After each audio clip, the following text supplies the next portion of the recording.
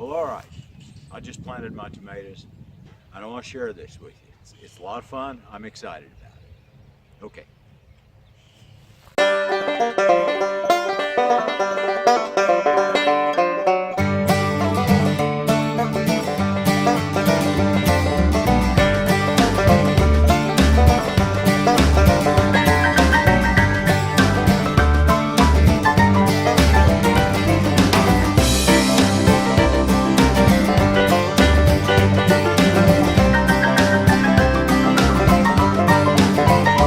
Well, all right, I'm going to start this story talking about a couple of years ago. A couple of years ago, I decided I wanted to do single stem tomatoes. So I put these stakes in this bed. This was the bed I had tomatoes in that year. So it had to be 3 summers ago. Now these are basically 6 foot tall because they're 8 foot 2x2s, and I nailed them into the ground about a foot. Well, here's what happened, folks. While I'm talking, we can look at the marigolds. Here's what happened. Real early on in the summer, as these tomatoes are growing, by gosh, what happened? They grew clear to the top of the pole, and that was it. There was no place else for them to go, so they just hang down the rest of the summer. So ever since then, I've thought about, worked on, tried to think of some way I can stake a tomato that it's not going to run out of pole. So, after a lot of thought process, this is what I came up with.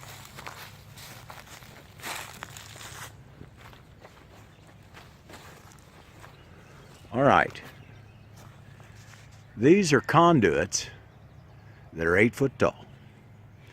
And what I did is I bought 20-foot length of rebar. And I had that cut into 4-foot lengths. So I came out here and I pounded at least 2 feet of these pieces of rebar into the ground. And you can see the little tomato there. He's awful small yet, but he'll make it. All right, I pounded these into the ground and slid the conduit pieces over it. Okay? Now, then at the top, I made a little S-hook. And what I did is I bought some nice clothesline, and it's nice and soft, easy to work with, but it's thick. It won't hurt your plants. So what I did is every little bit I threw a half hitch in it so I'd have a little loop.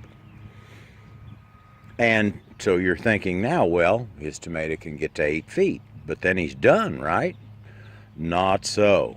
What we're going to do is, as these tomatoes grow, and these two, the closest ones, these are a determinate or a indeterminate tomato. They will continue to grow all summer long. And what they'll do, they'll grow up the pole, and we're not going to tie them to the pole. We're tying them to the cord. We can lash the cord to the pole once in a while to make it work better, but basically they're going to be on the cord. Now, as they grow up the stem and they start having clusters of tomatoes, you strip off the limbs that are below the lowest cluster because they're not doing you any good. You strip those off.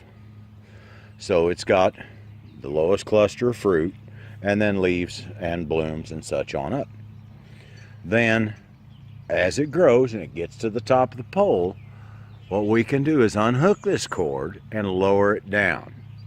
Let the tomato stem curl around on the ground. It's just a bare stem at this point. Won't hurt anything. You got to do it slowly so that you don't break them. If they kink, you're okay. They'll grow out of that. They'll be fine. You don't want to snap them and completely in half. So that's what we're going to do. And I've got about 30 foot of cord on each one of these poles.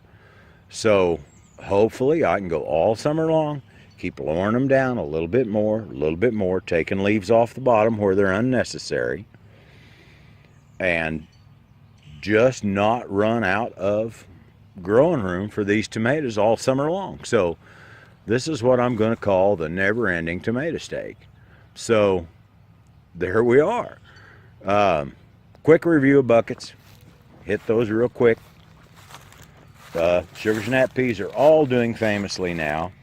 And I did tuck some bush tomatoes in the back of the bucket. Like I say, by the time they need the whole bucket, the peas will be gone. Won't hurt anything. The radishes just never any more came up. And I think possibly, I told you last time, I thought maybe it was the constant cold where they'd start to sprout and then it'd get cold and then they'd start again and it'd get cold. But it might have just been a bad packet of seeds, folks. This was a 25-cent pack of seeds off a discount store rack, so that may have been it. I put a squash seed or two in the middle of this one, and the squash came up. In fact, I pulled the other one out today. And in this one today, I just planted some cucumber seeds. So we put the tomato cages on them for support, because cucumbers can grow up the cage, and the cage will also help the squash keep from flopping over. And there's the lettuce just roaring along. Famously, if you watched last week, watch this week, you could really tell the difference. I'll be out here next week cutting a little bit of it, looks like. So that's what's going on. More news. First potato plants popped up through the mulch. Now, if you've been keeping track, I see another one down here a little ways too. I don't know if you can see it, but he's down in the straw, but I can see him just coming up. When I plant these in this method, the Ruth Stout method, I just lay them on top of the ground.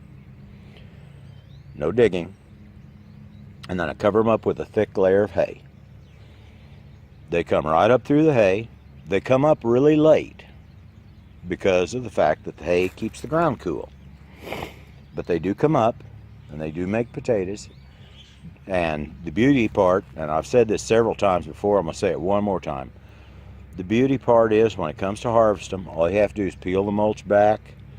The potatoes will be right on top of the ground, and you can just pick them up. And they're mostly clean, and it's just really nice. So, okay, that's what I've got for today.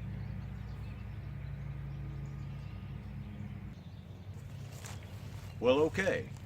That was it. That was a little tour on what's going on and how to make a pole to tie tomatoes to, where you're not going to run out of pole before you run out of tomato.